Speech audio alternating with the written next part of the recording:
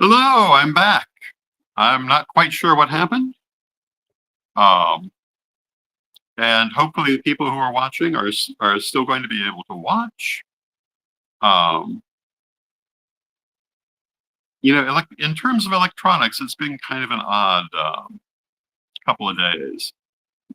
But at any rate, as I was saying, when I look at this idea of the third state of life, one of the things it reminds me of, the idea of using those cells for medical purposes, is the whole T cell issue that we had in the United States starting in the 1980s, and how conservative Christians tried so hard to stop research on this subject that turned out later to be so very useful. And I think that for us as pagans, it's in our interest to embrace development, to embrace change, to embrace learning, and um, not to try to close the door on it. Now, another thing I'm seeing is all kinds of people being terribly upset by artificial intelligence, which is another example of things changing as we move forward. And my answer to that is, this is just another tool. And it seems to me, looking at history, that every time a major new tool comes up, um, large numbers of people object to it at some level. And there are always a certain number of people who have to retool themselves to move forward. When personal computers became a major thing in this country and around the world, an entire field of secretaries secretaries and personal assistants had to redress exactly what they were doing because they've been doing a lot of the work that computers now do. Now, those professions survive, but they're certainly not what they were before, nor are they as common as they were before.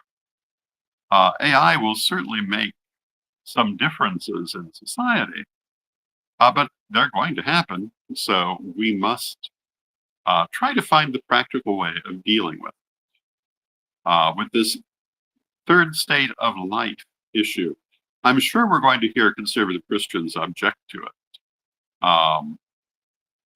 But I think it's very important to develop things like this to get what benefit there is from them and to move forward. And sometimes we have things like I was talking about glyphosate that come from technology that aren't so good.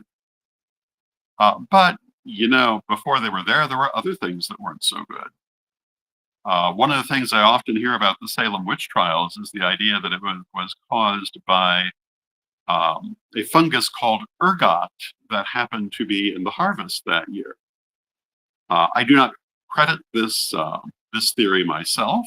I think that the Salem witch trials was the result of a conflict between the agrarian and the rural population of the time, and traced in particular to a single family that was caught between this dichotomy. But that's another story. But it shows you that even before we had most modern technology, there are plenty of odd little problems that were happening. And today we've often forgotten about them because we've moved beyond them. Everything is going to have its plus and its minus. But the idea that we should stand still and not move forward because there might be a minus somewhere, I think is a very foolish idea. I think we must embrace new discoveries, we must embrace new ideas, not only in science, but in our lives. And, I've talked again and again about the idea of um, reassessing your existing points of view, of moving forward in your ideas, of not standing still. And, I think this is true for us as individuals and it's true for society.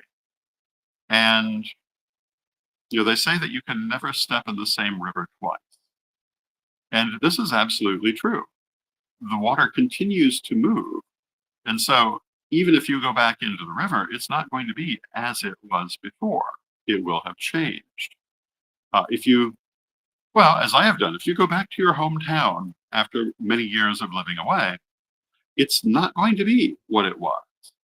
There will be familiar things, but there'll be lots of new things because life always goes on. And when we talk about leadership, understanding this, in my opinion, is a very big part of leadership. One of the things we say in Correllianism is that our duty is not merely to pass along knowledge, but also to increase it. But I've known a lot of people in my life who didn't see it that way. They thought they had to treat metaphysical knowledge as a fly in amber that must never change. But the thing about the fly in amber is it's dead. The fly in amber is never going to fly again. And it is not a living thing even now. It was once. There may be interesting things to discover in it, but not much you can really do with it besides using it as a paperweight or maybe a piece of jewelry. To treat knowledge that way, to treat development that way, I think is terribly wrong-headed. And I think that, in my third degree book, I talked about how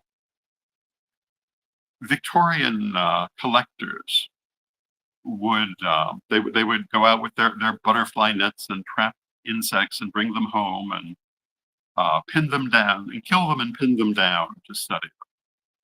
And you can pin down a dragonfly.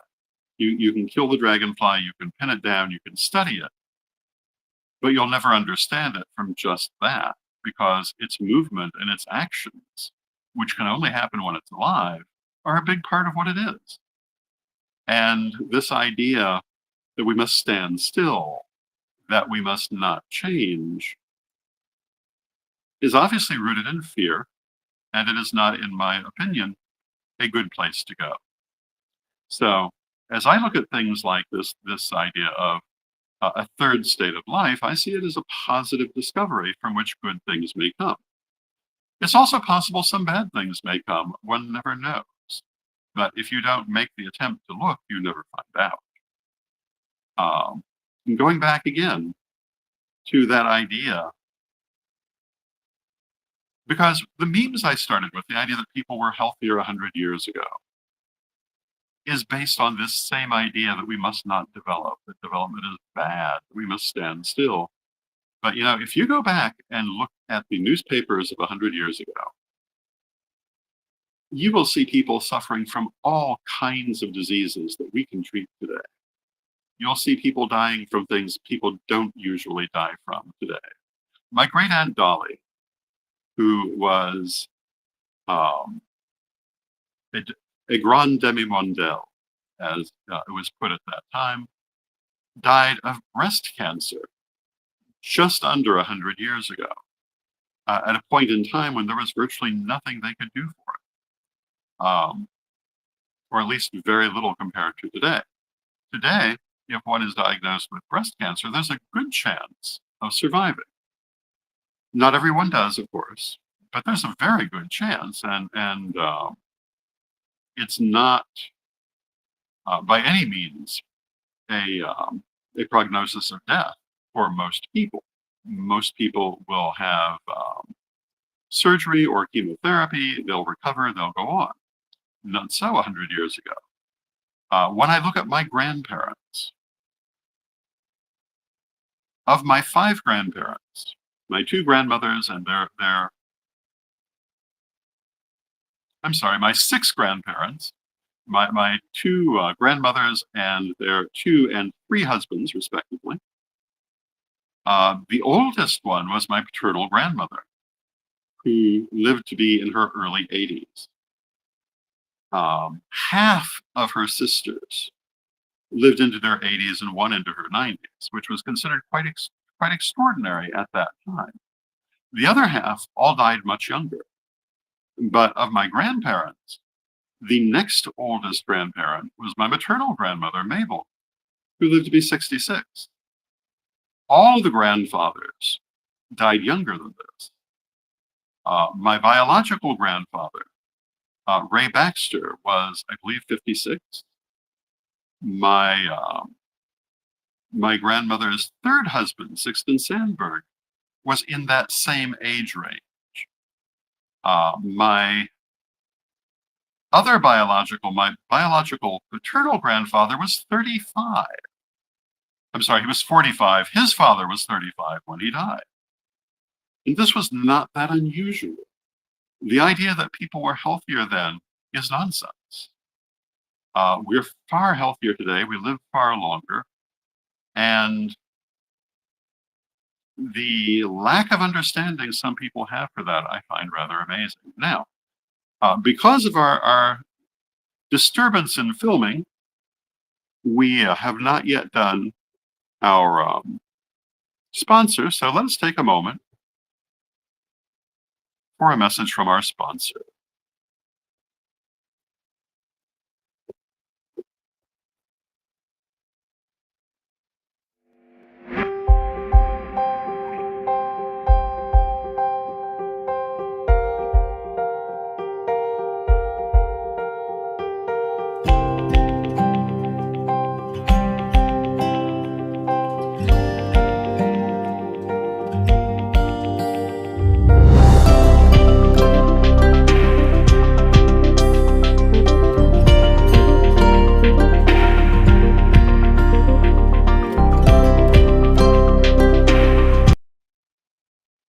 And thank you to Equinox Learning Hub.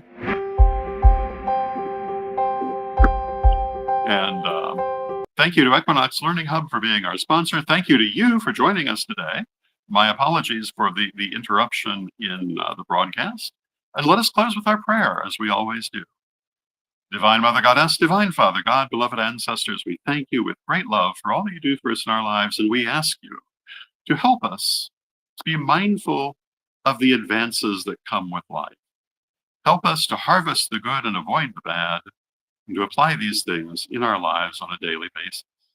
Beloved Mother Goddess, beloved Father God, beloved ancestors, we thank you with great love, and knowing you are always with us from respect, we thank you for your presence, and may it be blessed now and always. And I thank you for your presence. Please join me on Sunday for Mabon and Ostara ritual here on Corellian TV, and Midday with Rev Don will be back on Monday. And with that, I wish